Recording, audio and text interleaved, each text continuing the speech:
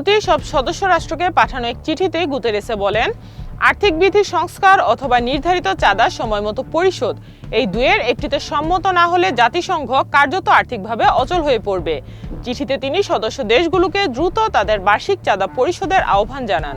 যুক্তরাষ্ট্র ইরান উত্তেজনার মধ্যে ইরানের শীর্ষ নিরাপত্তা কর্মকর্তা আলী লারিজানির সঙ্গে মস্কোতে বৈঠক করেছেন রুশ প্রেসিডেন্ট ভ্লাদিমির পুতিন। বৈঠকে দ্বিপক্ষীয় সম্পর্ক ও আঞ্চলিক আন্তর্জাতিক ইস্যু নিয়ে আলোচনা হয়েছে।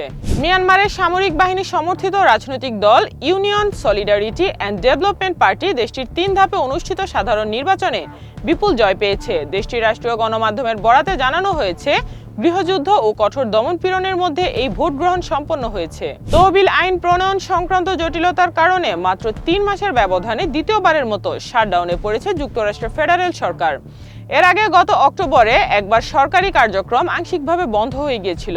গাজায় ইসরায়েলি বিমান হামলায় একটি তাঁবু ও অ্যাপার্টমেন্টে আঘাতে অন্তত 11 জন নিহত ও 20 জন আহত হয়েছে। যুদ্ধবিরতি চললেও হামলা অব্যাহত থাকায় চিকিৎসা সংকটের মধ্যে হতাহতের সংখ্যা বাড়ছে। ট্রাম্পের অভিবাসন বিরোধী কঠোর অভিযানের প্রতিবাদে বিক্ষোভে উত্তাল যুক্তরাষ্ট্র। শুক্রবার মিনিয়াপলিসের সড়কে বিক্ষোভ করেছে কয়েক হাজার মানুষ। এছাড়া ওয়াশিংটন ডিসি, লস অ্যাঞ্জেলস সহ বিভিন্ন অঙ্গরাজ্যে বিক্ষোভ হয়েছে। রাশিয়ার রাজধানী মস্কোতে চলতি মাসে যে তুষারপাত হয়েছে তা দেশটির বিগত 200 বছরের ইতিহাসের সর্বোচ্চ। বেশ কিছু এলাকায় তুষারের স্তর 60 থেকে 92 সেন্টিমিটার পর্যন্ত গভীর বলে জানা গেছে। রাশিয়ার এই শহরে প্রায় 1,30,00,000 মানুষের বসবাস। নতুন প্রকাশিত নথিতে জানা গেছে, সাবেক প্রিন্স এন্ড্রু 2010 সালে গৃহবন্দিত্ব থেকে মুক্তির পর জেফ্রি এপস্টাইনকে বাকিংহাম প্যালেসে আমন্ত্রণ জানিয়েছিলেন।